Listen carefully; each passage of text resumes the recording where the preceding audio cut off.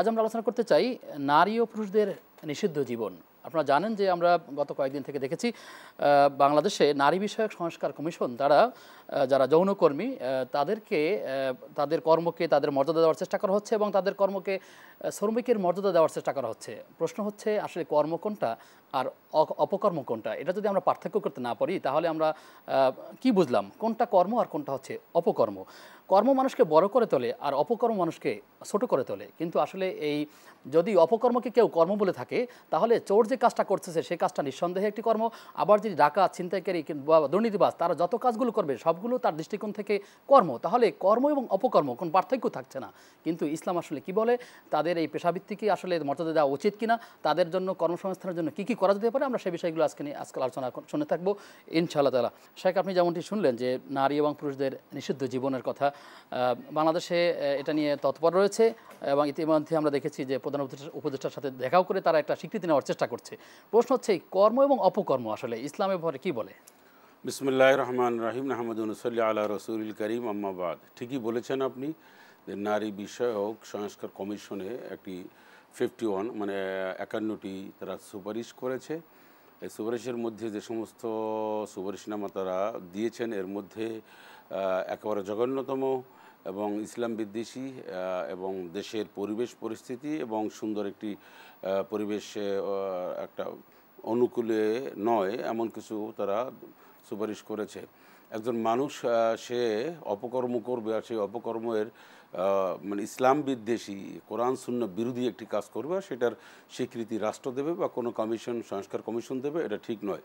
যে সমস্ত যৌনকর্মীদের কথা বলা হয়েছে আপনি জানেন যে সে সমস্ত যৌনকর্মী এটা একটা নাজায়েজি কাজ, এটা একটি ইসলাম বিদ্বেষী এবং যে দেশে যৌনকর্মীদের স্বীকৃতি দেওয়া হয় সেই দেশে ভূমিকম্প এবং দুর্ভিক্ষ এবং নানান ধরনের বিপদ বালা মুসিবত সেই দেশটির উপর আসে। এটা একদম কোরআন এবং সুন্নাহর কথা এবং আমরা গোটা বিশ্বজুড়ে ঠিক তাই দেখছি।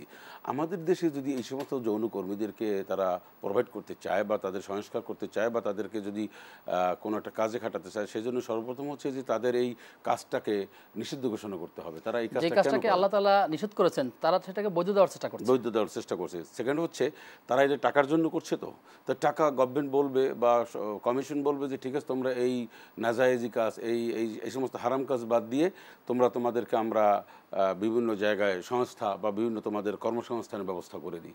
কর্মসংস্থানের ব্যবস্থা করতে তারা যদি এই কাজ থেকে বিরত থাকে তাহলে তারা যদি টাকা পয়সার অভাবই হয় তাহলে সেক্ষেত্রে নানান জায়গায় তাদের কর্মসংস্থানের ব্যবস্থা করতে পারে। কিন্তু এটা একটা স্বীকৃতি দেওয়া এবং এইটা ছড়াইয়ে দেওয়া বিভিন্ন সমাজের বিভিন্ন জায়গায়, এটা আরেকটা হচ্ছে এটা একটি ঘৃণিত কাজ। আর আরেকটা হচ্ছে যে নারী এবং পুরুষদের যে মানে সমান সম্পদ বন্টননামা, যেটা কোরআনুল কারীম যেভাবে দিয়েছে এটাই হচ্ছে যথার্থ, সত্য, কল্যাণকর এবং এটাই হচ্ছে বৈধ।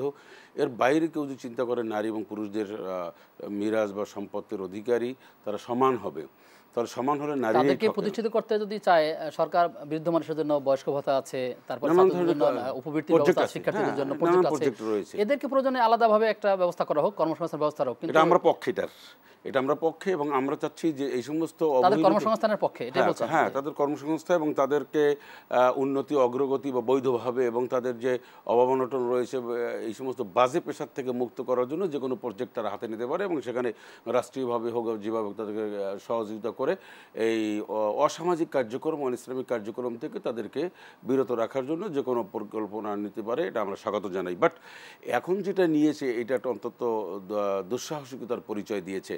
56,000 বর্গমাইলের এই মুসলমান নারী কমিশন 15টি বিষয়ের 433টি সুপারিশ করেছে। এর মধ্যে প্রথম সুপারিশটা ছিল এমন যে আসলে তাদেরকে বৈধতা দেওয়ার ব্যাপারে না, এই যে তাদেরকে বৈধতার ব্যাপারে আমি এটা চরম ক্ষোভ জানাই এবং হতাশাগ্রস্ত।